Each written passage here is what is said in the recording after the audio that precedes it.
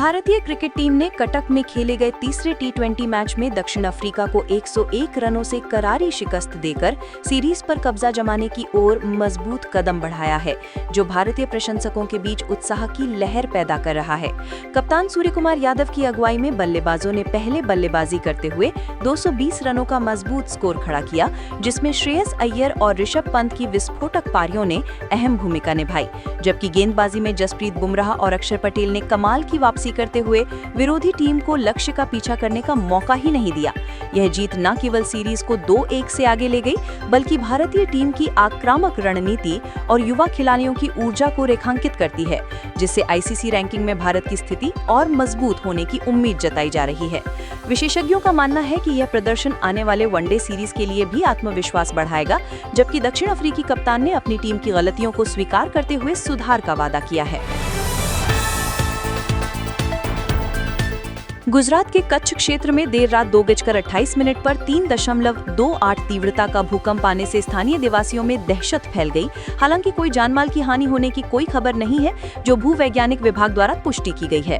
ये क्षेत्र भूकंपीय रूप से सक्रिय होने के कारण अक्सर ऐसे हल्के झटकों का सामना करता रहता है, और नेशनल सेंटर फॉर सिस्मोलॉजी के अनुसार भूकंप का केंद्र भुज से लगभग 45 किलोमीटर दूर था, जिसके झटके आसपास के गांवों और शहरों में महसूस किए गए। प्रशासन ने तुरंत अलर्ट जारी कर राहत कार्यों की तैयारी की, जबकि विशेषज्ञों ने लोगों को सलाह दी कि वे सुरक्षित स्थानों पर रहें और भूकंप के बाद आने वाले आफ्टर शॉक से सावधान रहें। यह घटना क्षेत्रीय विकास योजनाओं में भूकंप प्रतिरोधी इमारतों पर जोर देने की आवश्यकता को फिर से उजागर करती है, जहां सरकार ने पहले ही कई परियोजनाओं के तहत मजबूत संरचनाओं का निर्माण शुरू किया है।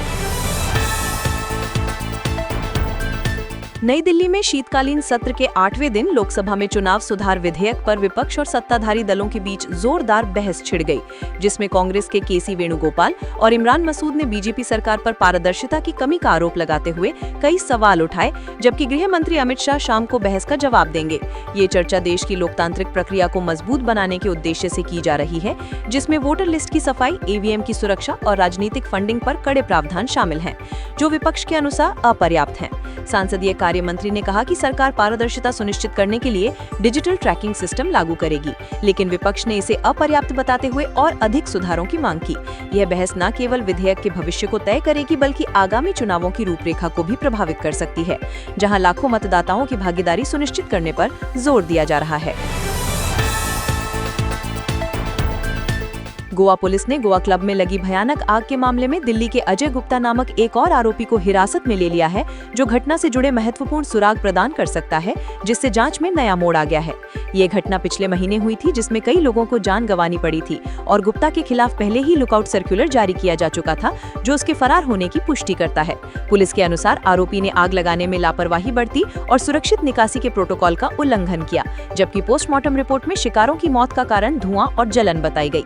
राज्य सरकार ने मुआवजे की घोषणा की और जांच के लिए विशेष टीम गठित की, जो अब पूरे नेटवर्क को उजागर करने पर काम कर रही है। यह गिरफ्तारी सार्वजनिक स्थानों पर सुरक्षा मानकों को सख्त करने की मांग को बल देती है।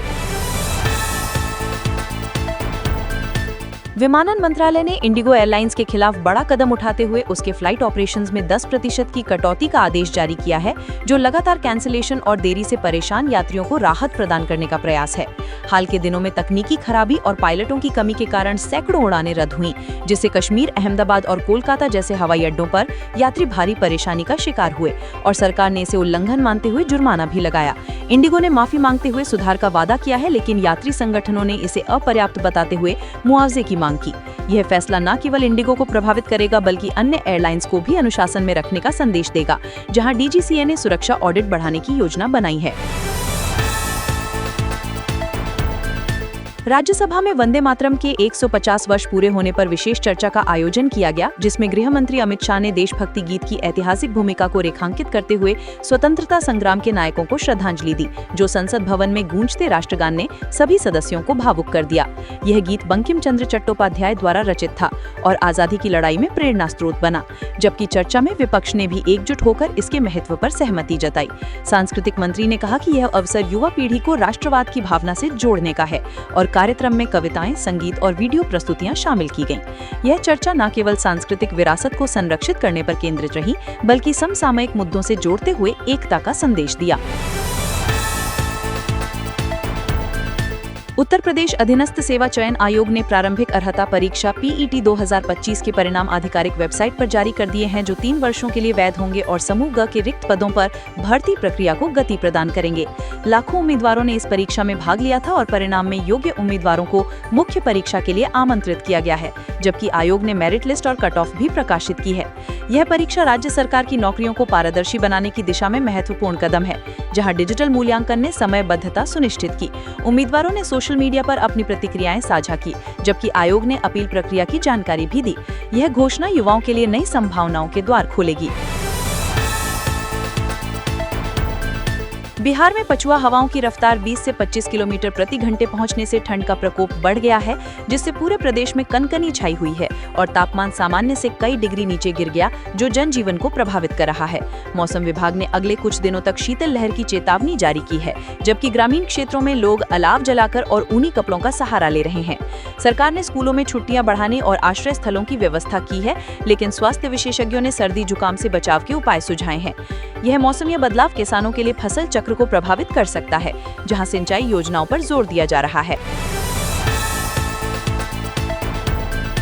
संसद रोजगार महाकुंभ रोजगार मेले में बड़ी भागीदारी। मंगलवार 9-10 दिसंबर को उत्तर प्रदेश में आयोजित इस रोजगार मेले में 20,597 युवाओं ने पंजीकरण किया। इस मेले में 250 प्लस कंपनियां भाग ले रही हैं, जिसमें बैंकिंग, IT, मैन्युफैक्चरिंग, हॉस्पिटैलिटी, स्वास्थ्य, विदेशी जॉब आदि सेक्टर्स शामिल हैं। अगर आप नौकरी ढूंढ रहे हैं तो ये आपके लिए बेहतर अवसर है। सरकारी भर्तियों में आई तेजी। नवंबर 2025 में आई कई भर्तियां। दिसंबर की शुरुआत में ही कई बड़े विभागों जैसे कि railway recruitment board, RRB, intelligence bureau, anganwadi, home guard में भर्ती नोटिफिकेशन जारी हुए हैं। उदाहरण के लिए RRB, JEE और IBMTS पोस्ट्स के लिए आवेदन जारी हैं। योग्य उम्मीदवार 10 से 14 दिसंबर 2025 तक आवेदन कर सकते हैं। ये सरकारी नौकरी का सुनहरा मौका बताया जा रहा है।